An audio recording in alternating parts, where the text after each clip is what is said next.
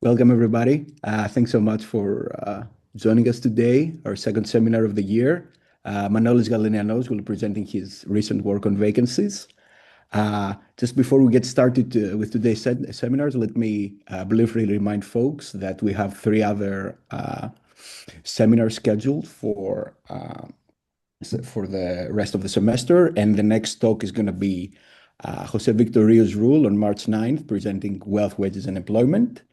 Also, if you haven't checked our website, we have uploaded the latest talk from Greg Gordon. Was done a couple of weeks ago. And without further ado, let's move forward to today's talk. As you guys know, attendees can just interrupt and ask questions anytime. By the way, thanks again so much for being here. Attendees, thanks also for being here. Hold your questions during the talk, and at the end, we're going to have 15 minutes of Q&A. And now, without further ado, Manolis, the floor is yours. You have 1 hour. Looking forward. Okay, great. Thanks a lot for the invitation. Let me share my screen.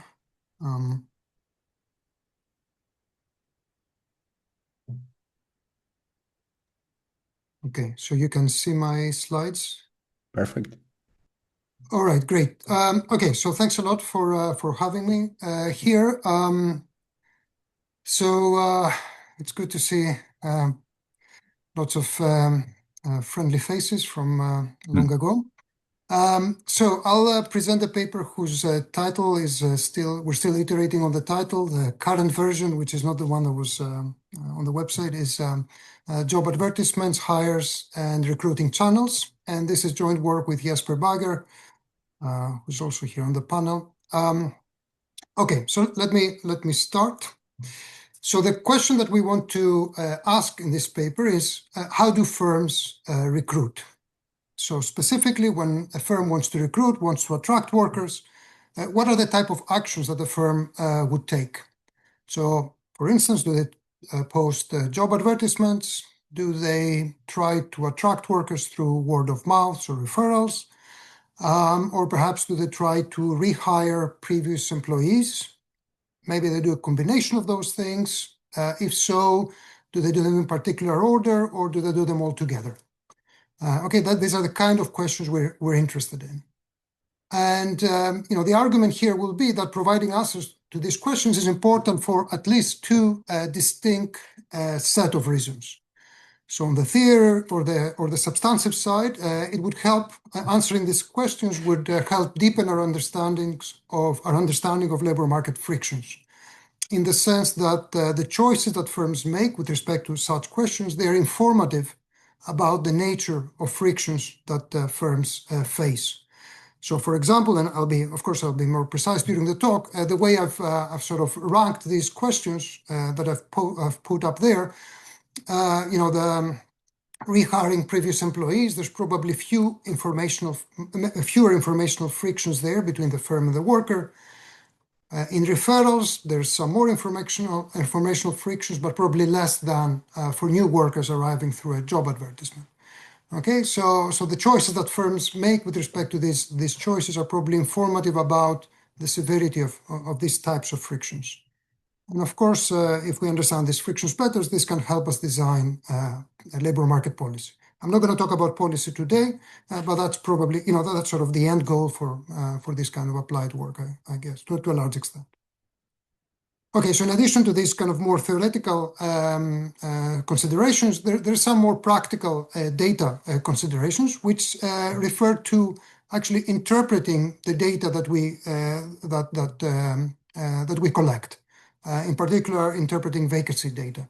So vacancy data are typically used to, among other things, to evaluate the state of the macroeconomy.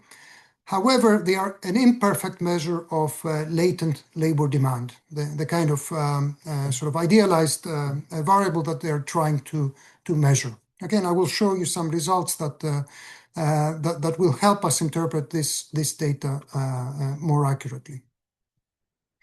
Okay, that's kind of the broad overview. Now, let me be more precise about what this paper does. So this paper tries to study the process of recruiting. So to do this, the first thing we do, and this is going to be an empirical paper, I should mention. The first thing we do is that we create a novel data set by merging two types of data sets that exist in isolation, but they're not usually merged.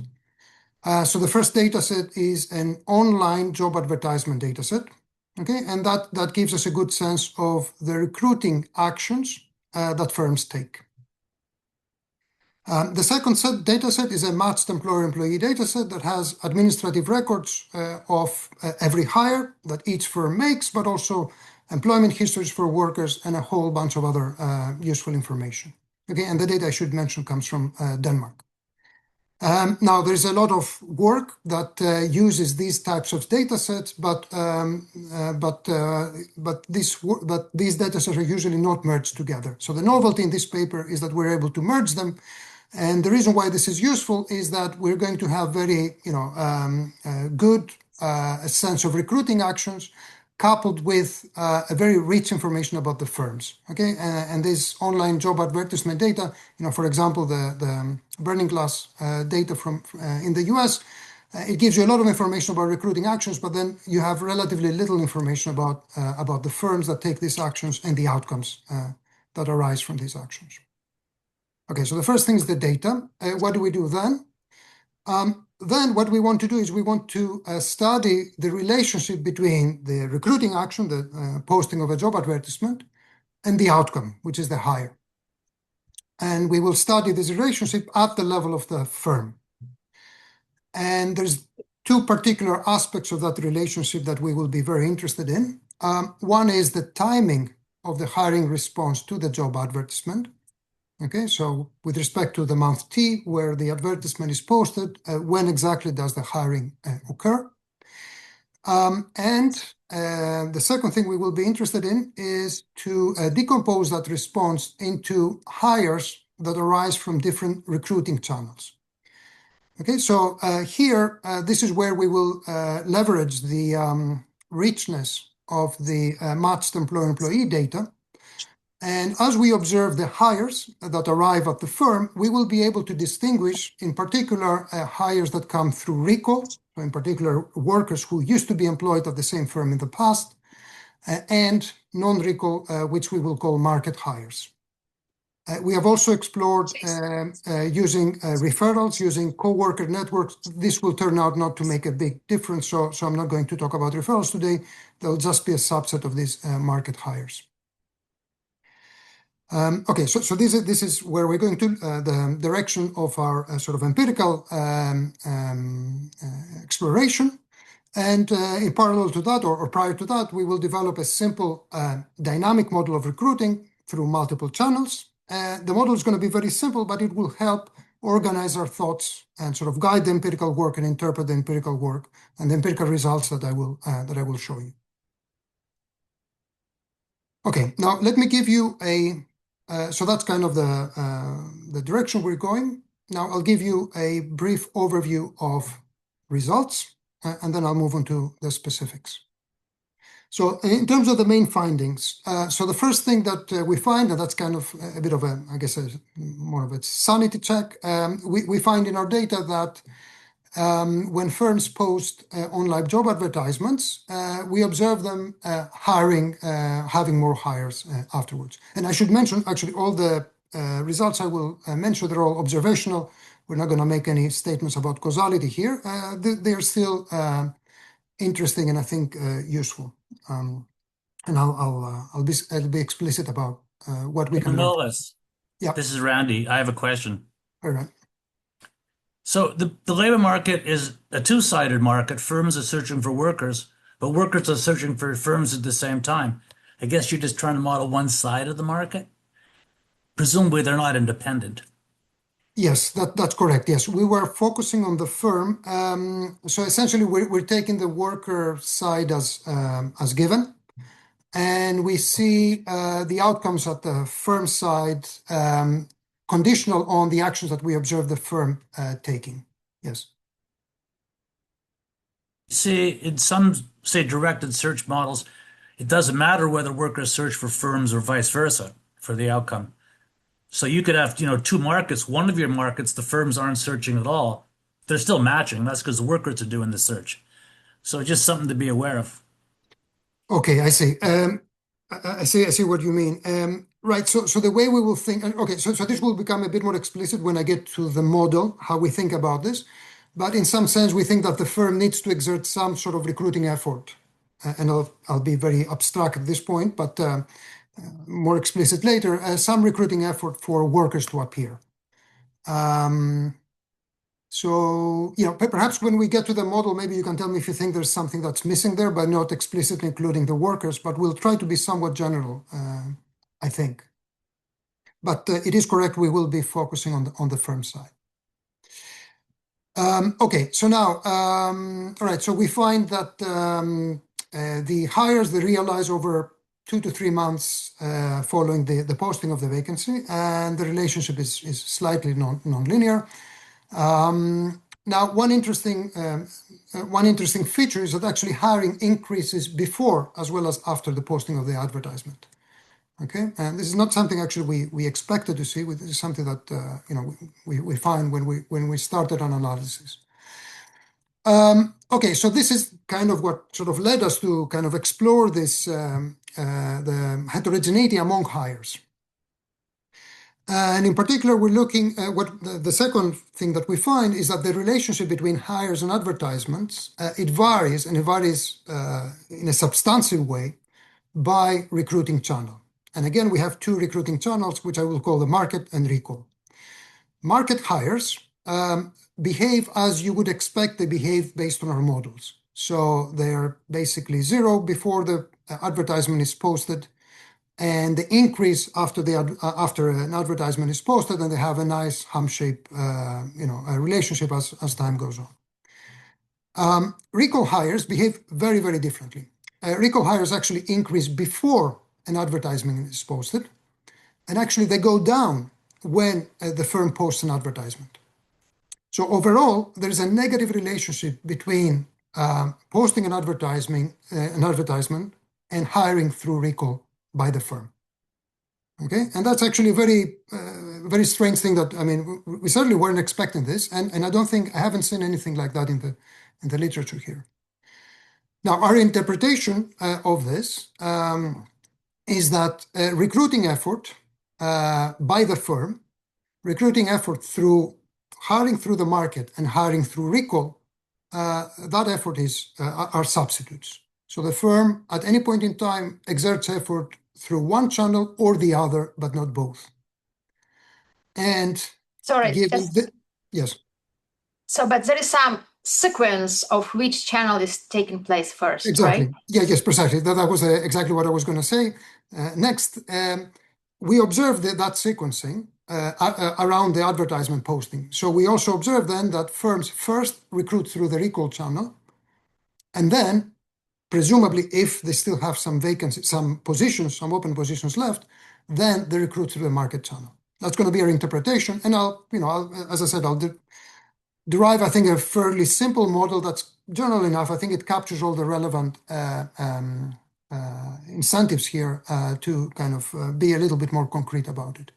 Okay, so this sequencing, as Manolis, can I clarify? So is this timing? Is this kind of like you're conditioning on looking at a particular firm, or this is across all firms? I mean, I guess what it's I'm getting across at all is firms. All firms. So there's some selection going on here, right? Like, so the people who were the firms who were unsuccessful in recalling people. Yes, absolutely. And maybe then need to go pay and post the thing. Yes, exactly. So then, so I'm going to have a lengthy discussion at the end, but let me just preview some of the things here that one can take away from this. So first of all, recall is probably sort of a cheaper recruiting channel, which is why firms use it first, initially. Secondly, presumably, and this we cannot see it directly in the data, but you can imagine that many times firms might have open positions that they want to fill, and they are fully successful in filling them through recall. So then these firms hire, but they're completely off our radars with respect to the recruiting effort. They never get picked up by our vacancy data sets, for example.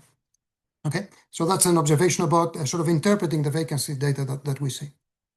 Okay, and then the second sort of theory pointed sort of observation here is that the recall channel, we're going to think of this as a sort of as a channel that's going to be exhausted once you use it, a stock flow type of channel. Okay, because if it is cheaper, then the firms, if that was its only characteristic, then firms would only use recall. Okay, but of course, if recall does not give you all the workers you would like to do to hire, then you go into the market. Why do you go to the market? Presumably because you cannot use recall any longer. Okay, there's nobody there left for you to hire. Okay, so I'll be precise about these interpretations as we towards the end. Sure, Manolis, can I ask a clarifying question? So going a step back before the findings. So as part of your motivation, you said something along the lines of vacancy data is an imperfect measure of demand. But I want to make sure that when you say vacancies, are you actually talking about ads? Because I agree that job ads are an imperfect measure. Right. So because job ads are the thing that you can see. Yes. If you could see vacancies. Yes. Then... Right. Okay. Yes. No. This is a very important sort of conceptual. We have to be here careful about the words we use. So in our models, our models have this vacancy, which is something that can capture a lot of different things. So we're going to call this recruiting effort here, and we're going to be general about what it might involve. Okay. So it might involve posting an advertisement. It might involve picking up the phone and looking through. Calling people who used to work for you. It might involve paying some money so that your advertisements are, for example, they are seen by more people or whatever. This would all be part of recruiting effort. And in the context of the model, this could be the vacancies you post or some sort of search effort by the firm. Okay. Now, with respect to the data, if we have data sets like the ones that we do of posted advertisements, that's of course just one a subset of these actions. Survey data like JOLTS in principle can capture more of these actions. Okay, as I will discuss at the end, actually they do not capture the recall channel. Okay, but that's sort of something very specific. Okay, but this is where actually surveys can be more useful than data sets that only observe a particular specific action that the firm has taken. Yeah, I guess that a suggestion there would be that I think part of the pitch shouldn't necessarily be that vacancy data is incomplete, but rather that vacancy data can give you a sense of like what positions are vacant by definition, but you don't know how they get filled. You don't know how they get recruited. Okay, and that's the added value of the ads. But anyway, yeah, sorry. Right. Yeah, okay. When we get there, we're going to have the broader discussion towards the end about interpretation and kind of what we can learn about this. Yeah. Now, finally, and this will be the last point here on the findings, sort of a simple application we're going to do is that we will estimate a matching function, and we were going to estimate it using kind of all hires as we normally do, and we're going to re-estimate it again, excluding recall hires. Why excluding recall hires? Because, well, recall hires seem to be orthogonal or to recruiting effort through the market, through postings. Okay, so in this sense, they just add noise. And if we do that, we see that the volatility of the matching function, so specifically the squared errors of the residuals, the square residuals, they drop by 40 to 50% depending on the specification. Okay, so this suggests that a lot of the volatility of the matching function, which is sort of one of the weaknesses of of this as an aggregate relationship, a lot of the volatility is because we're using kind of the wrong data in some sense. Okay, and I'll be precise again when we get to that point. Okay, so these are sort of the main results. Kind of the second thing I guess is the main innovation here. So what I'm going to do now is first I'm going to briefly describe the data. Then I'll give you the model. Okay, again, this is just going to be to organize our ideas, and then move into the empirical work. So the data. So the data comes from Denmark. it consists of two separate data sets. The first data set is a matched employer-employee data set. I'm assuming most people are familiar with this, so I'm not going to go into details here. The second data set is an online job advertisement data set. It comes from a private firm called Job Index, and this is the largest job board in Denmark. So what that firm does is that it posts advertisements directly, meaning that a firm goes, pays some money, and has its advertisement posted there. And it also reposts advertisements posted elsewhere. So it searches the web, it searches other job boards, it searches the public employment agency, the websites of firms, and so on, and collects all the online advertisements that it observes there and reposts those advertisements on Job Index. Okay, and the reason why they do this is to generate traffic by job seekers. So we have the data from that website, and that gives us basically the flow of job postings in Denmark. Okay, and the claim is that actually it's essentially all online advertisements in Denmark. Manolis, just so I understand that, like, so the firm's page you have this ad there. Some firms do. Some firms do. So it's like, do you get priority when if yes, you pay? Yeah, of course they might, but that's irrelevant to us. We just want the list. We just want the list of posted advertisements. We don't care whether workers find the job through that website. We use that job board. The only thing that's useful for us is that it is a fairly complete list of all the advertisements that are posted at any point in time in Denmark. That's the only information we want from them. Okay. Now, the useful thing here is that 2/3 of all the advertisements include the firm's unique central business registry identifier. And that's and having this identifier allows us to merge the online job advertisements with the matched employee data.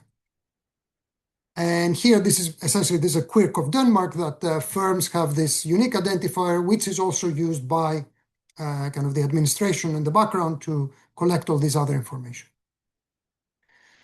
Okay, so that's kind of how we get our data, and that's how we merge it together. And we're going to restrict attention to the business sector and firms that have that we observe them posting advertisements. Now, the data, just to define a couple of variables. Okay, so employment at the firm. Sorry, before you move on to the definitions, so just to make sure we're clear about this. So what the real distinction here is in the data, you can see just from the matched employer-employee, whether someone that is hired is a recall or not, right? So that's one main distinction. It doesn't matter if you don't know if that recall came through the online ad, but rather just if it's a recall or not. And then the other variation that you're going to exploit is if the hire occurred after or before the ad was first posted, I guess, in any online or in this particular online job board. Is that accurate? Right. So this job board collects all it sort of searches the Danish part of the web in real time. So, our view is that any delay between a firm posting an advertisement somewhere else and the advertisement appearing on Job Index, that delay is trivial. Okay. So this is some scraping. Yes. If I post it on my website as a company, then all of a sudden it gets scraped, and the assumption is it's instantaneous. But that is the variation. It's not like did any interaction with the job seeker come through there, but rather was it announced via an online channel? That's right. Yes. Yeah. Okay. Yeah. And then you discard all firms that don't seem to have an online presence. Yes. Okay. So there is right. Okay. So let me spend a minute here. The reason we do that is that only 2/3 of the advertisements have this identifier. So basically, the firms we do not observe. So the firms we do not observe in the advertisement data, we don't know if it is whether they don't have a sort of an online search presence, or whether they do, and we just don't have them together with the identifier. So 1/3 of the ads we necessarily drop because we just cannot link them to a firm. Now the firms that we discard, they're about 1/4 of value added, and so we have sort of the vast majority of economic activity and also of hiring and employment and so on. Okay, so yes. Manolis, quick question. So Yeah. I thought that one of the coolest parts of this data is that you can look how firms try to hire across different types of occupations, right? Yeah, we're not gonna do so this here. Yeah. So we have some occupational data, but in this work, we're going to ignore it. but just thinking about your next paper for a second. So using the matched worker firm, like would you have more refined occupation code, or could you scrape the online job ads to get more Yeah, finer details about that? right now, no. No, right No. now, no. And there is some information in the text, but we tried, there really isn't very much that's useful there right now. So I think, perhaps with more, if you look at more recent vintages of the data, maybe there's more information, but right now, that's the limit for Oh, the I data see. that we have access to at this moment. Okay. Manolis, but the matched employer-employee data, that one does have Yes, no, occupation absolutely. codes, right? And I was just wondering, are you going to tell us later in which occupations that is important? I'm always thinking, right, once you talk about recall, I think about, whatever, construction or something that just swarms everything else, but I'm not sure that's what I'm supposed to think about. Yeah, okay, good point. Yes, the answer is no, I will not. I will not do that. In general, when we've looked at the data, it's not something that there is one sector that swamps everything else. Okay, in particular, the recalls are a lot. There's about 45% of hires are recalls. So it's not just women coming back after childbirth or something like that. It's basically it's massive. So basically any story you would come up with, it is that story and then 100 more. Okay, so that's the only thing I can say at this point. But yes, so going into the heterogeneity, obviously something we're thinking about, but we haven't done that yet. Thanks. Okay, let me show you a little bit about the data. All right, so the stock of workers is the employment of the firm in a firm J in month T, the number of workers on the first day of that month.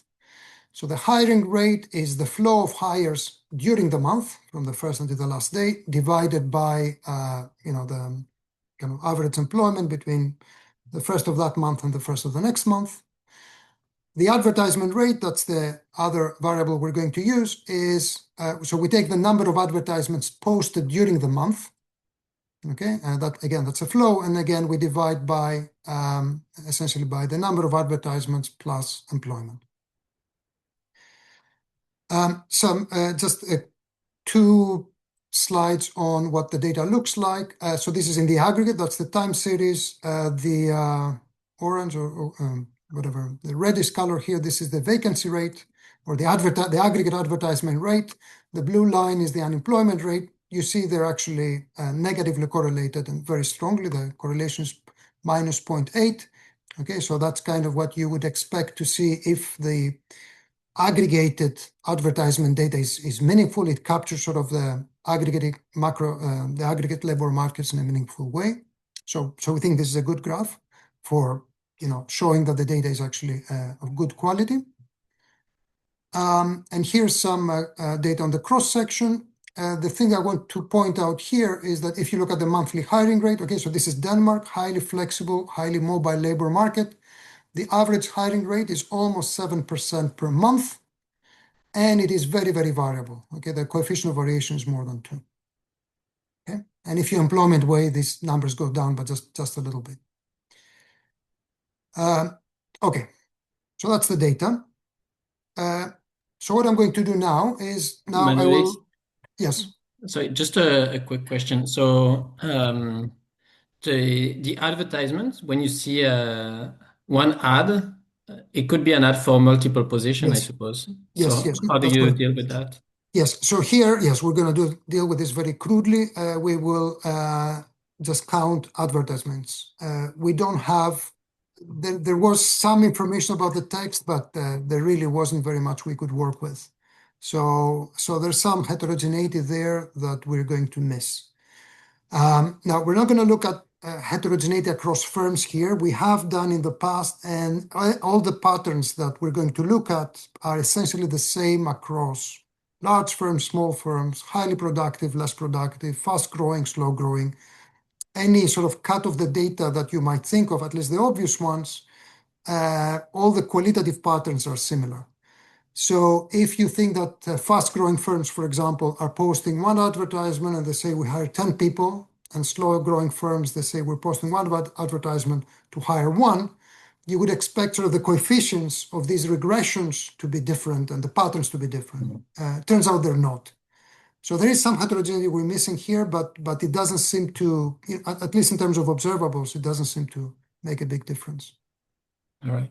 Thank you. Okay. All right. So the model. So, okay. So just think of a firm J. It has strictly concave profits in the number of hires that it makes. Okay. H is the number of hires. And the maximum occurs at some H bar. Okay. Okay. So how does the firm hire? To hire, the firm has to exert some recruiting effort. Again, I've already discussed this briefly, but we're going to think of recruiting effort here as a vector. One component could be the posting of an advertisement. Another component could be, paying money for the advertisement to be displayed prominently. If you want to think about this through the lens of a competitive search model, for example, and third component could be the wage level of the firm. So offering a higher wage can attract more workers, etc. And to keep things simple, we're going to think of the cost as being separable across these components and convex. Okay, so as we discussed already, so from the search and matching perspective, okay, these components, or at least most of them, can be matched to this idea of vacancies. Okay, so exerting this recruiting effort, what's the outcome? Well, it's going to affect the arrival rate of suitable applicants. So the realized number of applicants will follow Poisson will be distributed according to a Poisson random variable. The parameter here, lambda, will depend on recruitment effort. Okay, so the higher the recruitment effort, the higher, on average, the the arrival rate of workers. Okay, so the firm wants to hire up to H bar workers.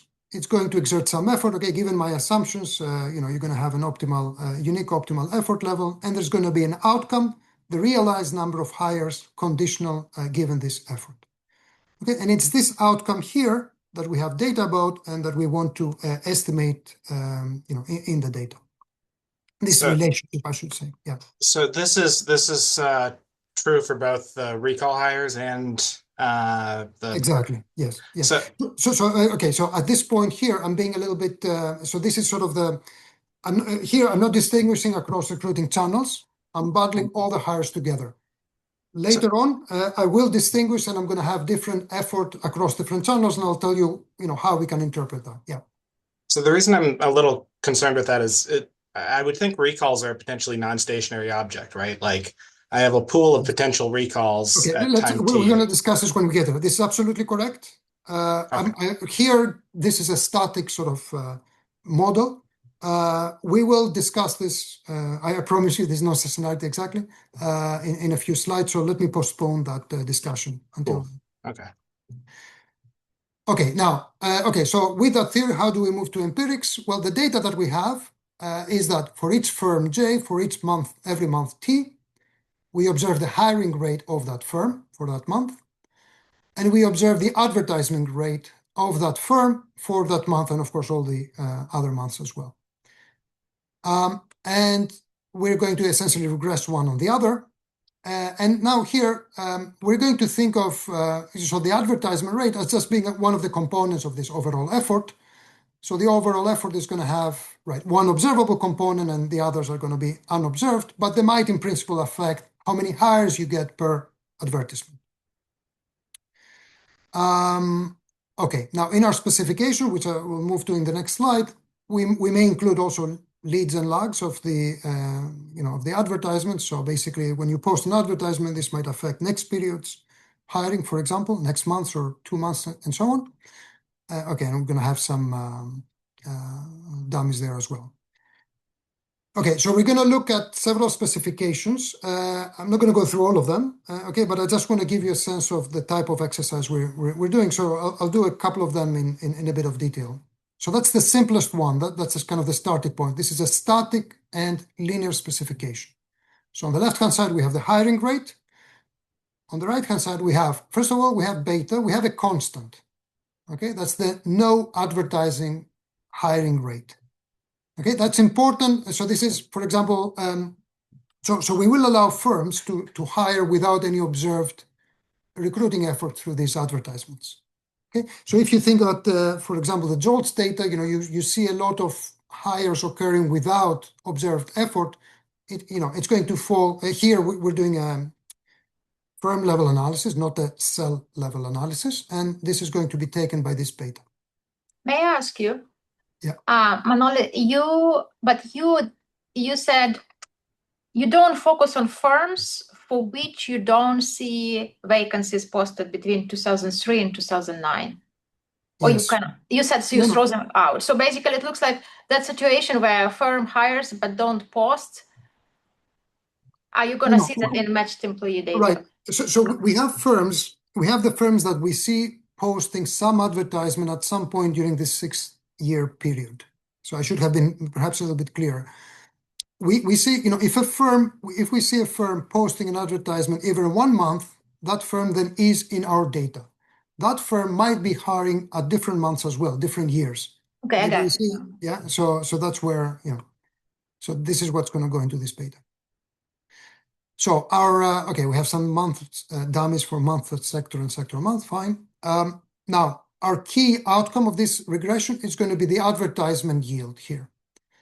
In this simple regression, this is just going to be pi naught, so the contemporaneous coefficient, the contemporaneous effect of the advertisement posted on hiring. Okay, when I say effect, I mean observationally. Okay, again, there's no causality implied here. Okay, so that's the simplest case. Okay, one step more complicated is if we make this dynamic. So we allow advertisements posted in the past, but also in the future to affect current hiring. In that case, the advertisement yield is this capital pi, which is the cumulative coefficient, so just the sum of all the coefficients. Okay. All right. Sorry, how do I interpret the future? Sorry, the coefficients on the future. I'll give you an interpretation, yes. Okay. Because this will turn out to be important and it will be a bit counterintuitive. That's going to be a large part of it. So, so it's going to be that there's some other action happening which we do not observe in anticipation of posting an advertisement. Exactly. Yeah. Yeah, that's going to be important, and I'll discuss this in detail. Okay, we're going to consider adding non-linearities, meaning specifically we're going to estimate a piecewise linear relationship between the advertisement rate and the hiring rate. And in this case here, the advertisement yield now is going to be non-linear. So it's going to be the total number of hires. This is this omega divided by the number of advertisements. And it could be that you get lots of hires per advertisement if you post a few, and many hires per advertisement if you post many, or vice versa. In principle, it is possible.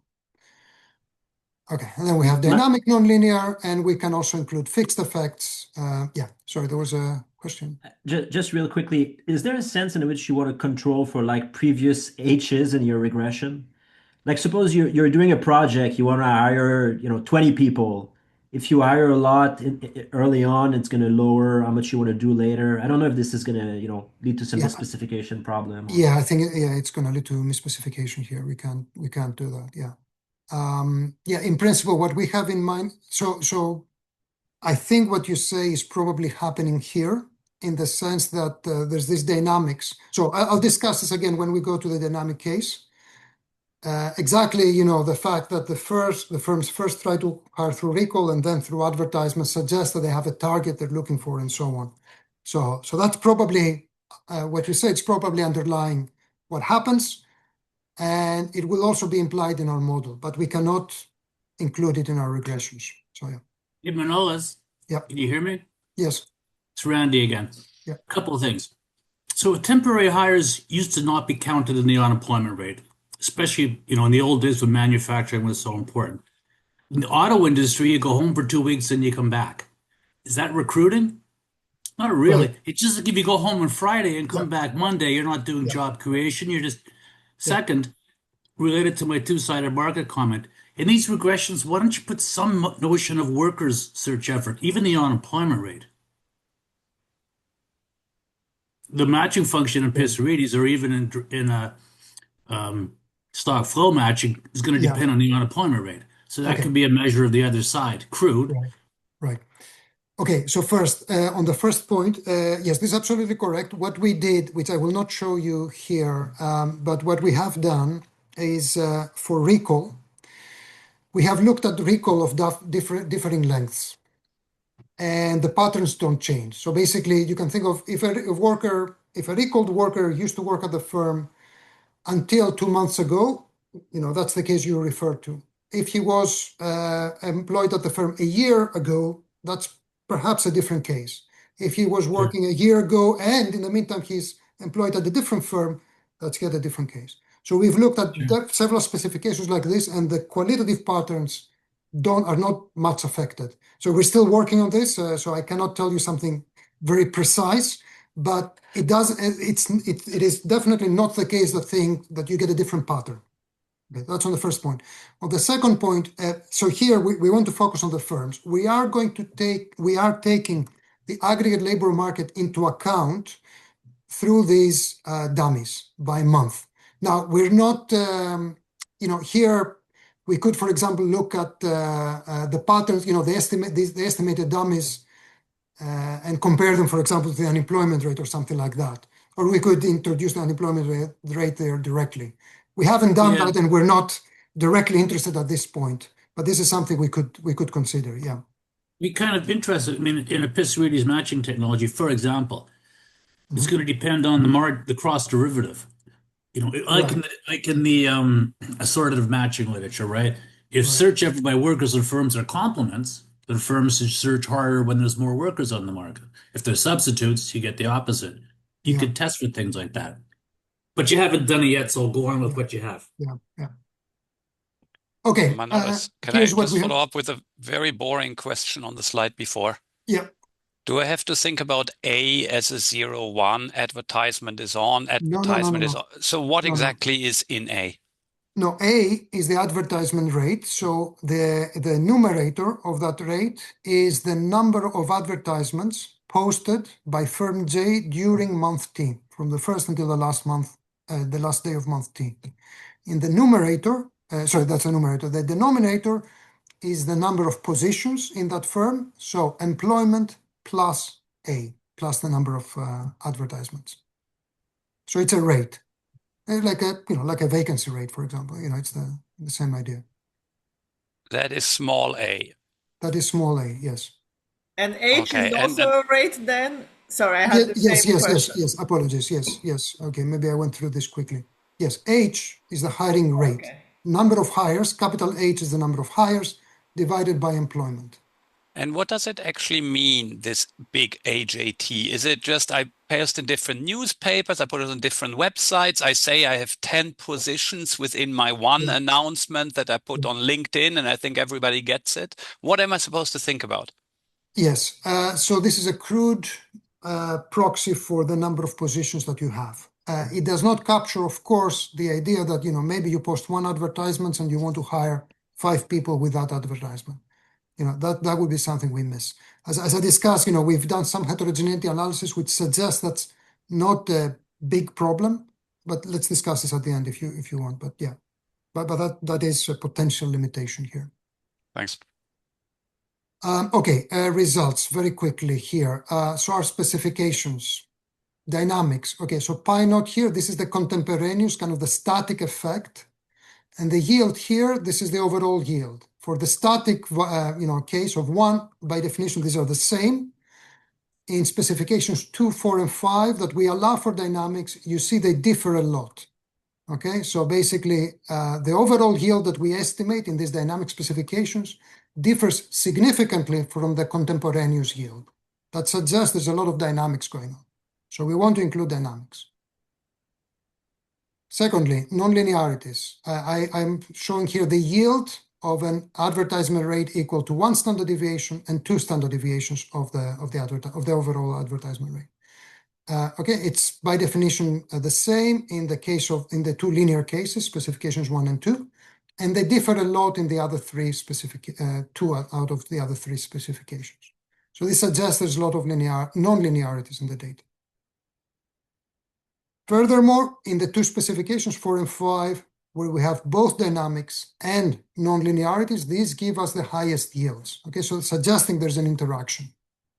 So we want to have both of these features together, both dynamics and nonlinearities in our analysis.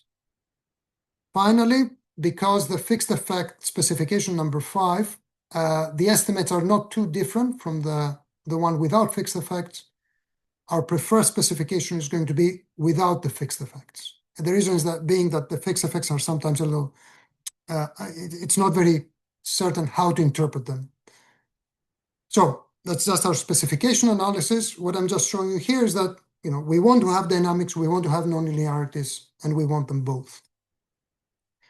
Now, here's what the impulse response, and okay, now we're going to sort of a little bit of the substantive things, I think. This is an impulse response function to a advertisement posting event equal to 1 standard deviation. So in month 0, this is when the advertisement is posted. If you look, and the blue line here is the response of the hiring rate. If you look on the right-hand side here, on the positive month, you have sort of a nice hump-shaped relationship. Okay, as you would want to expect. However, there are two things here that are sort of look a little strange. First of all, contemporaneously, you have a negative effect on recruiting. So in the month that you post the advertisement, you actually hire fewer people than you typically do.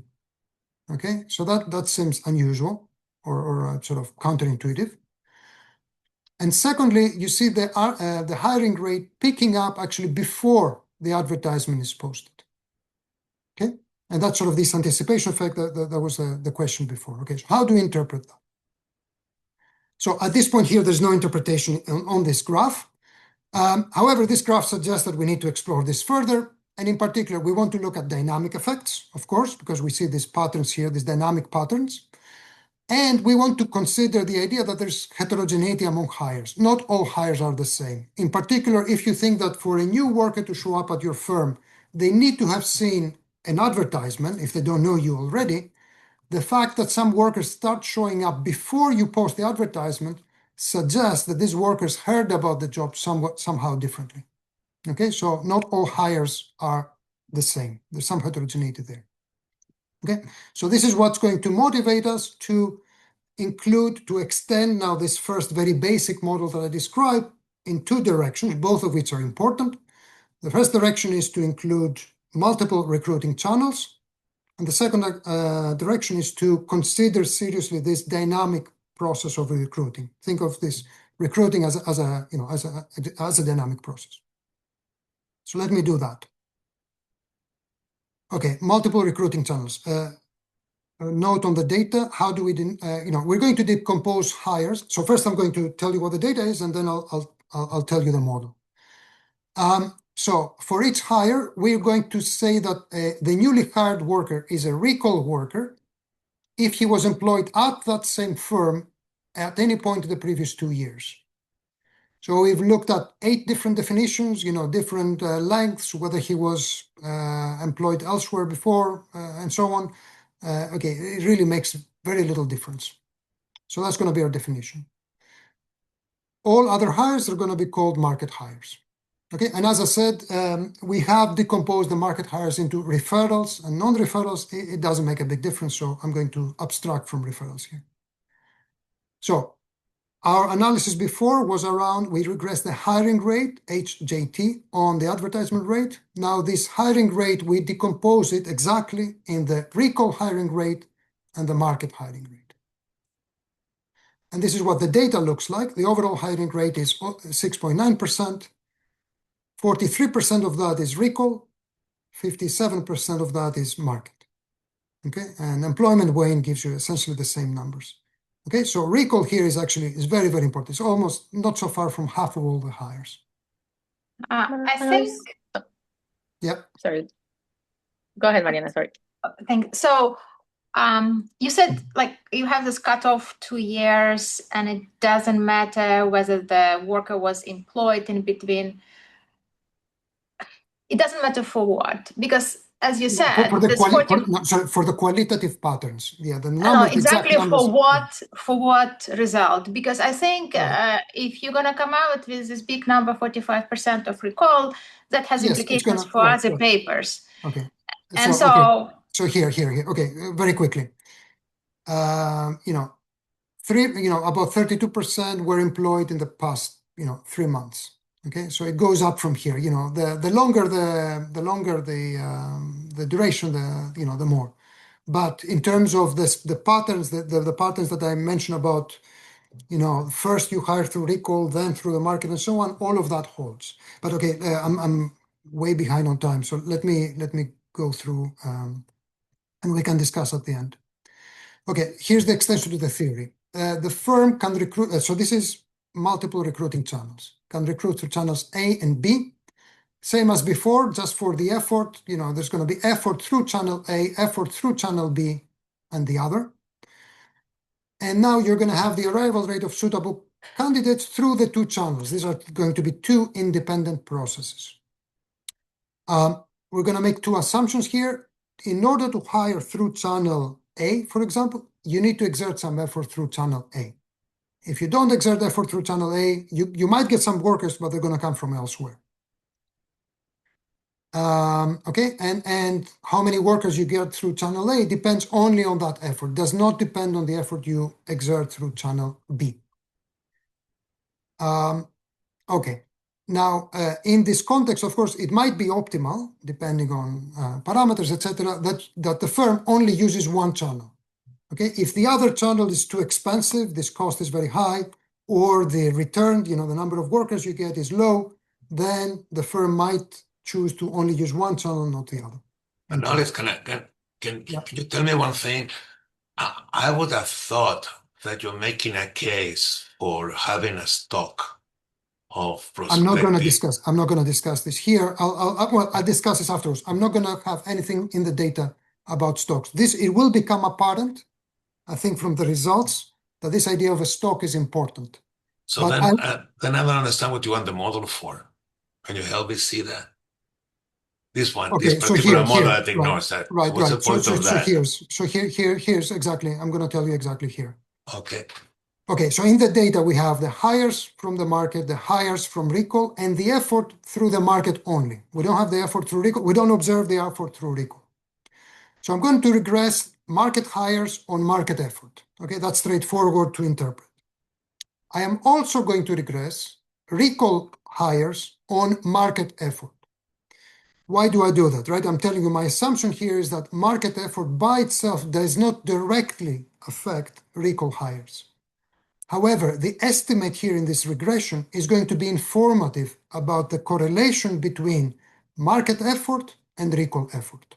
And my claim is that this correlation here will be informative, as I will show you.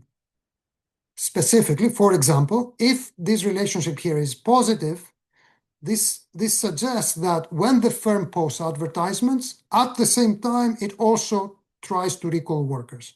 And this is why you get that positive relationship. Okay?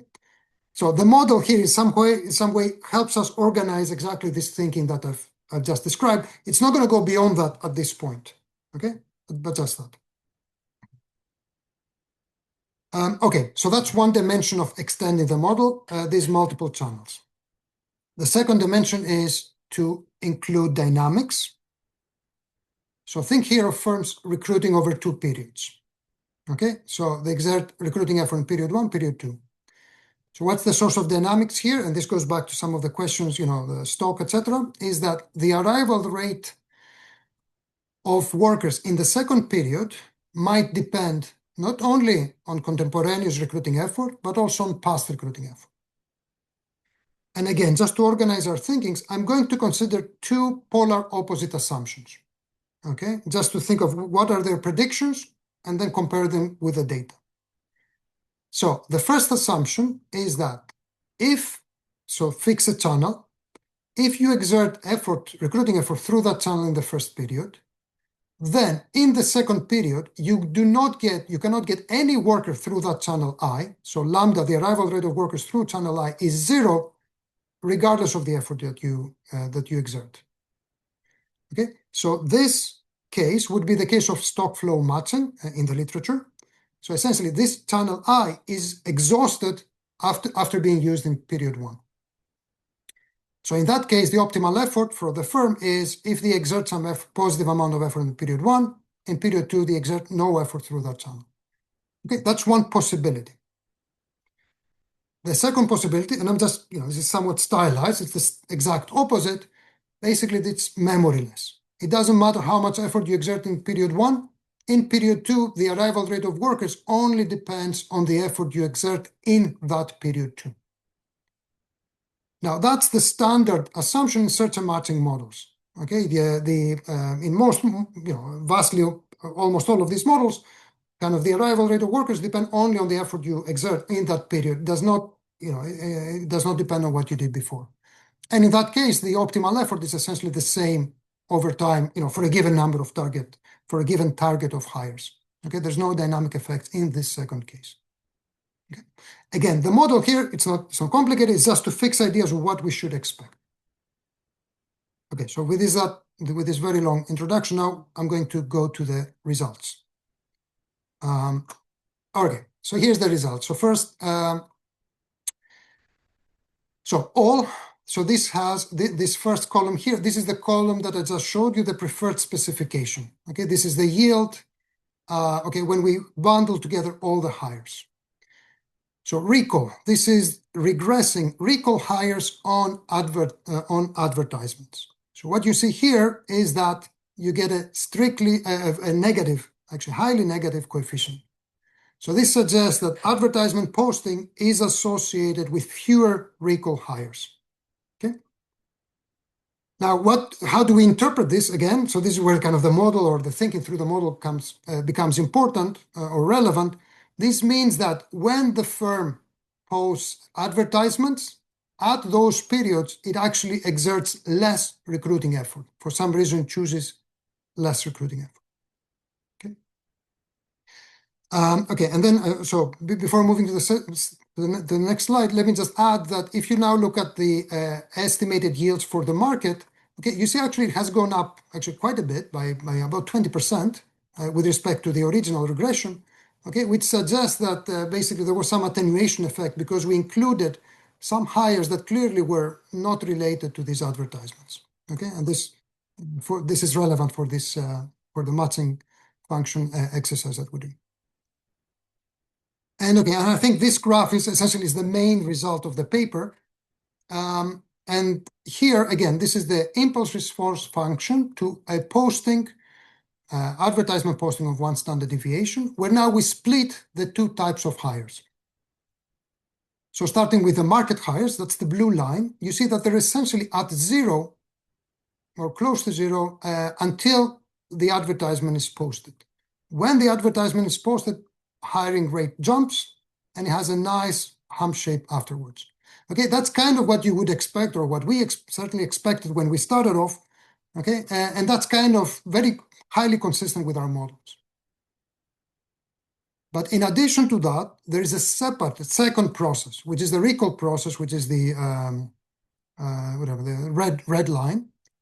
And you see that red line, it sort of rises actually quite a bit before the advertisement is posted, and it drops dramatically when it's posted, and it's essentially 0 thereafter. Okay, so those 2 processes actually look very different from each other. Okay, so that's the key result. Now I'm going to enter a discussion about what do we learn about this and what are the implications for both theory and for data. Okay, because I think it's actually quite important.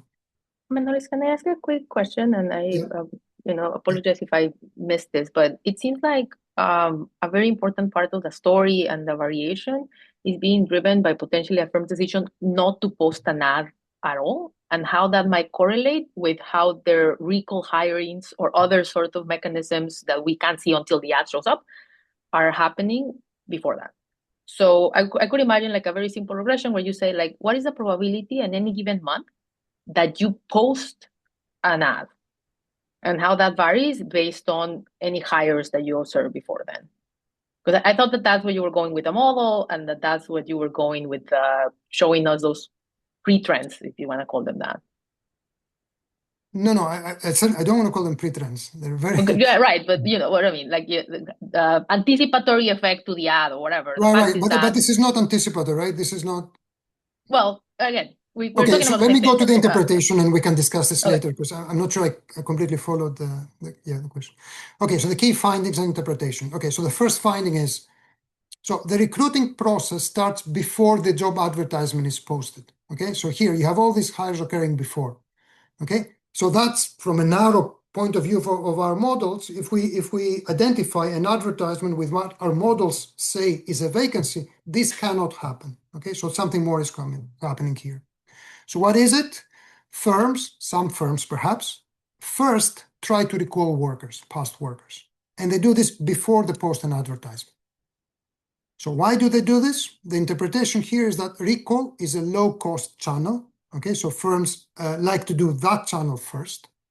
So, and why is it recall? I think it's why is it a low-cost channel? I think it's intuitive, to think about this. There's lower information, lower search friction. There's no matching uncertainty, etc. Then, after that, the firms post advertisements, presumably if needed. If the number of hires that they get is less, they got through recall is lower than their target. Now, the fact that they switched to a different channel, which, meaning the market, the advertisements, which the firm did not prefer to begin with, suggests that the channel that the firm did prefer to begin with, the recall channel, is no longer good, is exhausted. There's no one else to pick up through recall anymore. Okay, so in this sense, recall is a stock flow channel. Okay, there's a limited number of workers there, and you can look through them. Maybe you hire many, maybe not.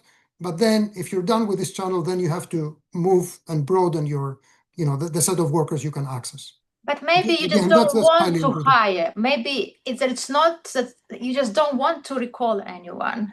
Not because there is a limited stock of those workers. You just don't care to hire previous workers.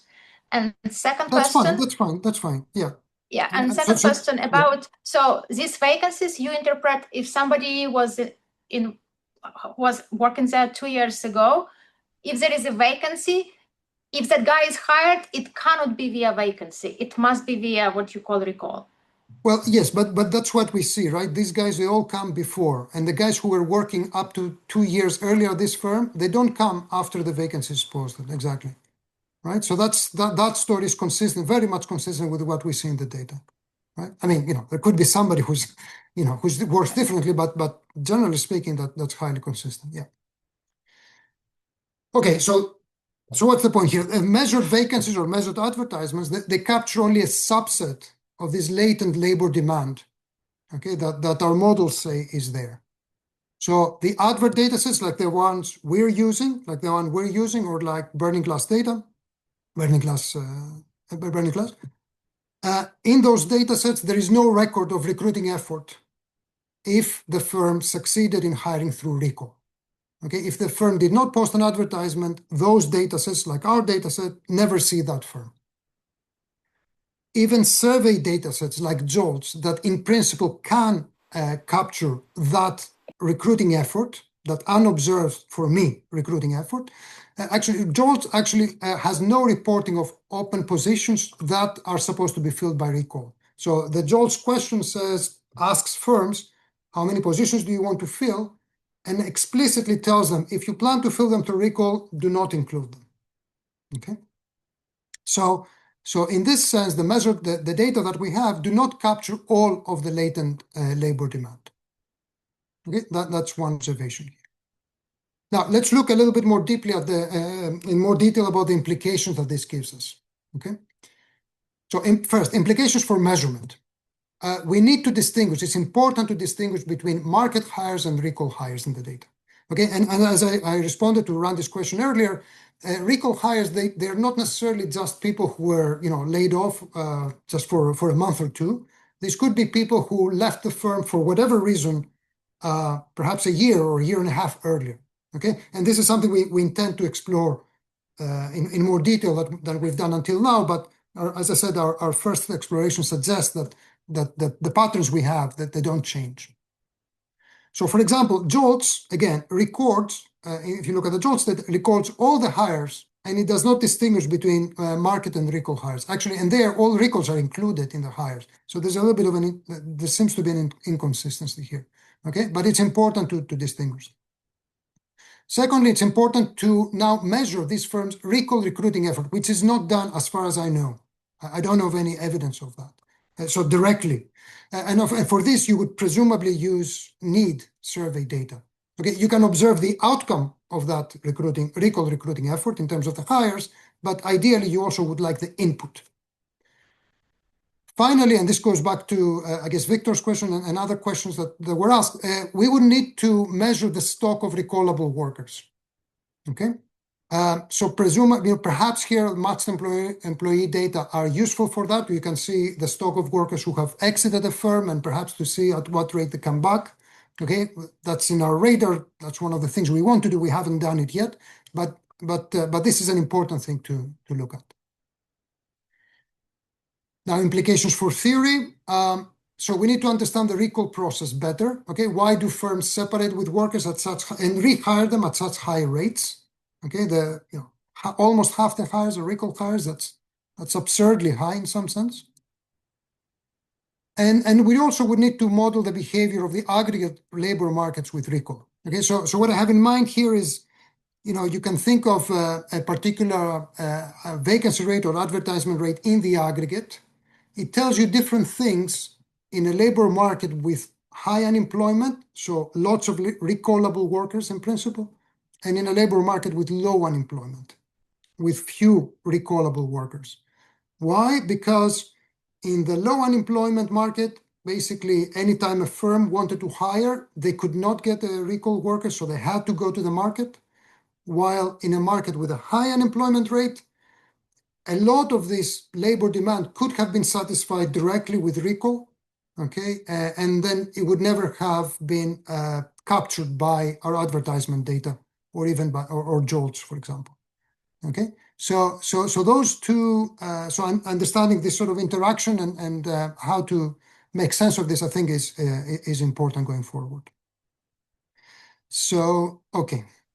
Manolis, sorry, it was great. Okay, so let me go to the conclusions. I think I'll skip the matching function. I think hopefully was sort of intuitive what I was discussing there. So, all right. So what do we want to do here? We wanted to investigate the process of firm recruiting.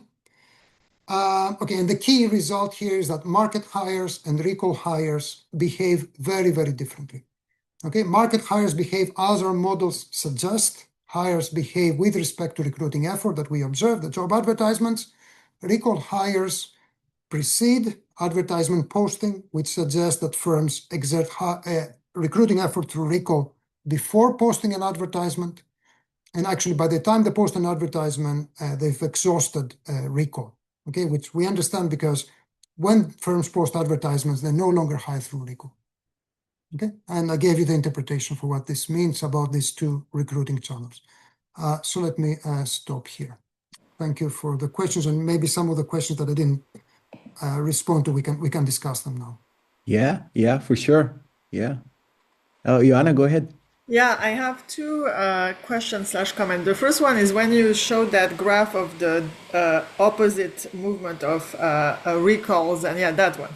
Exactly. So we can see that the recalls, they increase before, but it's very small compared to the blue one. And I think that speaks to the selection, that it's those who perhaps were inefficiently able to recall, that there was a bump that was pretty small. Those are the ones that post. And obviously now you're conditioning on there being a posting. So I think, and this is also consistent with the data pattern that you have 40% of hires being made by recall. Where are they? Presumably not here, by other firms that recall more. So that's the first point. And then the second point. Absolutely, I agree 100% with what you say. And this exactly suggests that many times firms, they have the desire to fill a post or some positions. They go through recall. Recall is exactly successful in filling all the positions that they have. And then they stop there and we never see them. We as economists never see them. Exactly. Right. So I agree exactly. Yeah, So, 100%. and maybe you can figure out what that quantity is somehow. Like if you could quantify with the back of the envelope, that would be kind of neat to make that point. Like, look what we're missing. So that's the first point. And then the second point is, I was curious about whether, and this is about heterogeneity, but there might be a difference between firms that are on net growing employment and how that works versus firms that are more or less stationary or even shrinking on average, and how that works in terms of their use of recalls versus new ads. And I think that also matters then for like the cycle, right? Because different firms might be finding themselves in different buckets, depending on where the cycle is. Yes, so I take the second point, so I completely agree. And I guess sort of the underlying question there is, do we have a set of recallable workers? So fast-growing firms, perhaps they don't have any worker to recall because any worker they've met, he's on the payroll already. While a firm that's on steady state or even shrinking maybe has a larger set of workers they can pull up if they need them. So I agree.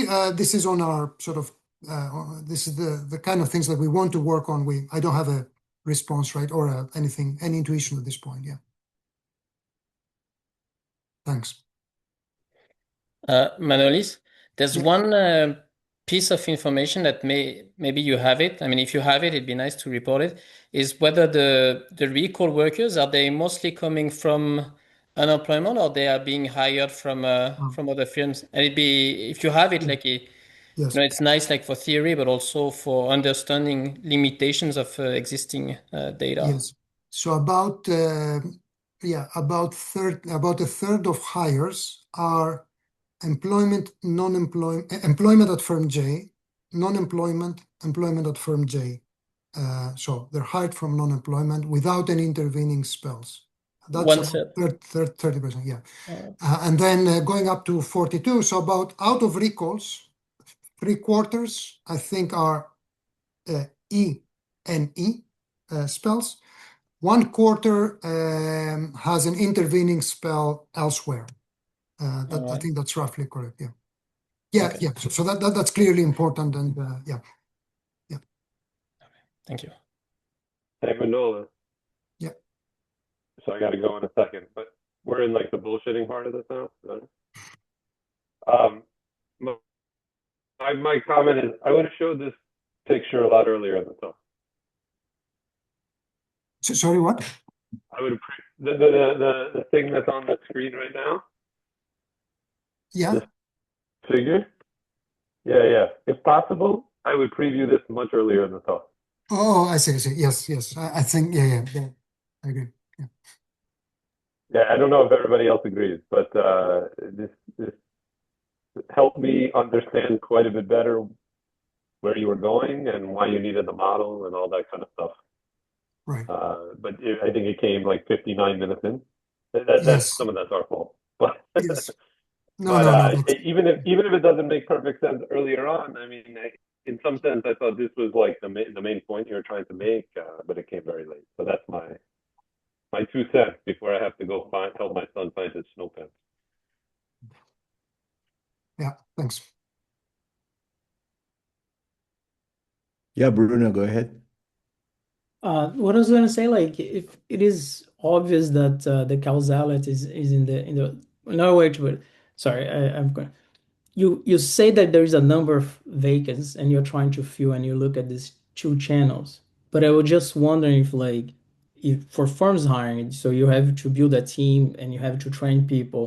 So it might be the case that if you can hire someone that already knows the job, then you have 3 additional 3 positions. But if you cannot hire that person, then you only have 1 position, right? So the causality might be actually because you hire someone in recall that maybe can lead the team or can help train the team, you are able to post the vacancies and hire more, right? And then so that would explain why you have the pick. So do you have anything in the data that actually tells that that's not the story, or Yeah, we haven't looked at that much detail about complementarities among workers, essentially. Yes, I would have to think about that, but yes, so that we certainly have not explored so far. Okay, thanks. So, Yeah, Philip, go ahead. Hey, yeah, really interesting. I was just wondering about one thing. There seems to be kind of, you can also see it from the question, there seems to be a sentiment out there that some of this recall hiring is really something different. And that might be just because we are not really used to this. So we have something in our background, seasonal hiring for agriculture, seasonal hiring for construction, and so on. Where it sounds a bit like, I tell you, look, you're going to have your job in 3 months. I see who's still around in 3 months. And, if some people are not around, I go to the market and hire there. Which wouldn't be quite right. Those hires wouldn't be quite our notion of, right? I mean, yeah, I would like to have them around all the time. I put them onto the unemployment benefits for a while because that's just the way to do it. And then I get them back. Relative to what I would consider very close to how we usually think about job searches, saying, right, I laid you off. I told you maybe I need you in the future, but it was totally vague. And then an option comes along and then I try to go back. And I was wondering if there's a way to tease out this thing that looks a little bit more like, I would have loved to have you around. I just put you on hold. You might flip some burgers at McDonald's or something. Right, but then I bring you back, and versus this other notion that is much closer to what we have in mind. Okay, yeah. So here, so two-part response. First, we need to understand this recall process better, right? So it could be there's something really not very interesting going on. At least for some jobs, that might be the case. Okay, so seasonal jobs perhaps is an example of that. Instead of having one job, you have two jobs and you flip back and forth from them. Okay. Now, I think that that's not the full story. And in part, this is in response to, I think, Randy's question earlier. We explored some heterogeneity among recall hires, and the general patterns didn't change very much. So I think if there's really something very stark going on there, we would have seen it. But of course, we need to explore it better. Okay, so we need to explore better that heterogeneity, and I think based on what we have found so far, this understanding the recall process better, I think, is of first order importance. And actually, we were working on that in a separate project with Jesper and Mike Simmons. Now, even if all these jobs, however, the second part of the response is, even if all of these jobs are indeed uninteresting, this story here is important because it tells us how we need to interpret the data. Because if you look at the JOLTS data, it includes both the interesting hires, like the ones, our models that are consistent with our models, and the uninteresting hires. And, the results I just presented you suggest that we need to separate those. Okay, even if nothing interesting is going on, then perhaps we have less to say about the theory, but we still have something to say about how do we interpret the data. Okay? Thanks. Ryan, go ahead. Yeah, thanks. I just wanted to follow up briefly on the dynamics. You had mentioned you want the dynamics. I'm not sure if you showed a result where you only had the lags, say, and not the leads. The leads is what confused me Yes. a little bit. I also just wanted to follow up. It does seem as if there are a lot of hiring episodes with no recalls. I also I wanted to ask if you could just if you had the numbers on the share of hiring episodes or the share of firms that do any hiring that do no recalls. So there's some where it's only recalls, I guess, and there's no postings. That's sort of one bucket. And then perhaps there's another segment of the market that is doing only postings and no recalls.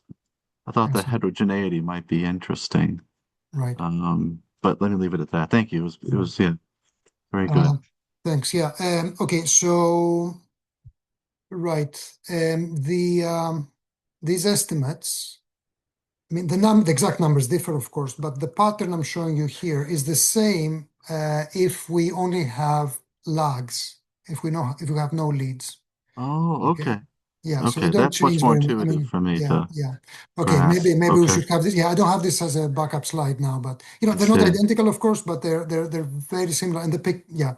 Yeah. And I mean, you Okay. can see from the picture, because so the negative part about recalls, it actually comes contemporaneously, and so you get Yeah. so I don't think that changes very much there. Okay. Yes, so on the second one of heterogeneity analysis, yes, if there's specific types of firms that do more recall, yes, so this is something we need to do. I don't have anything to Yeah. report on that. Yeah. I generally agree with you that the recalls are much more pervasive than I ever imagined they would be. Yeah. But it could be the case that there are these kind of segments. It might be fun to explore that. Yeah, Thank you. absolutely. It was fun. Yeah. Thanks. Yeah, Mariana, go ahead. Yeah, hi. I just want to follow up again on what you said, that we need to understand kind of what is the definition of recall. You said that 3/4 of your guys, whom you call recall, they actually had an intervening spell of employment with somebody else. So I just opened Moscarini and Fujita. They call recalls those who don't have intervening another employer. They say we focus on recalls without intervening, and everybody else is what they call second round. We don't. So what I'm trying to say, we need to understand what we want to mean by recall, because listening to you, I feel like, yeah, indeed, it's not a recall. It's just I want the prior employee whom I know who was good to have back. So, for example, at the Fed, they can hire somebody who left from a different position, but hire now on a very different position. But is it a recall? No, it's just a hire for a new position, and it happened, this guy, he was good, and so on. And maybe another part is these people whom you call that they were recalled, did they do on the job search, this 3/4 of workers, did they engage on the job search, or they were poached, or they were recalled? Maybe that can help understand what do we want to call a recall. Right. Okay. So yeah. So I broadly agree. As I said, we need to understand this process better.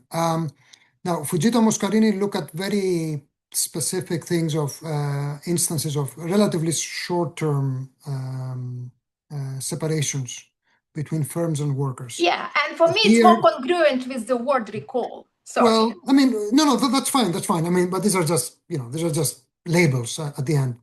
So here, this is our definition of recall. And, basically here you see these negative signs. Again, this is the yield for recall hires for all these 8 definitions. Okay. They're, qualitatively, they're the same, essentially. There's some variation from one to the other, but essentially, whichever way you look at it, you get the same result. Now, okay. Okay, moving beyond kind of labels, what sort of the economics behind it?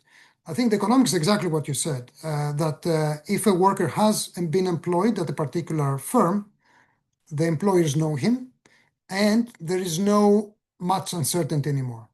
Okay, and so that saves the firm a lot of trouble when they try to, if they want to hire somebody.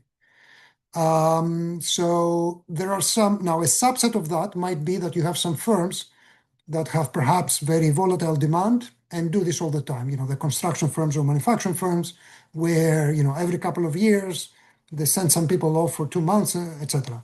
But maybe there's some other firms that don't work like that they maybe downsize and then they want to upsize again or whatever. Okay, we would include those other firms here as well. At the end of the day, we need to look at the data and see which is more important, or maybe the case that Fujita Moscarini looked at, maybe that's not the whole thing. What we find here, it's nowhere near the whole thing. So, but I think at the heart of it is we need both more detailed empirical work to understand these recalls, and also more theoretical work to understand what drives this sort of separating and rehiring sort of process. Yeah.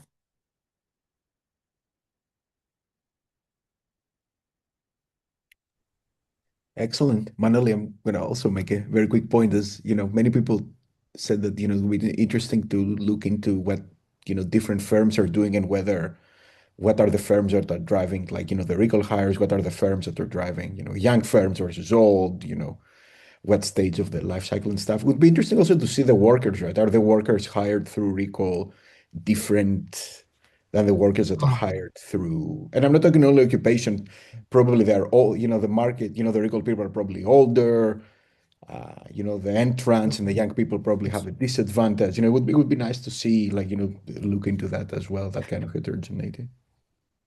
No, very good point. Yes, we haven't done that. Yes, we're looking forward to all the future papers you we guys have a long to-do list. Yes, but yeah. Excellent, nice, very nice talk, folks. Any final thoughts or comments? That was great.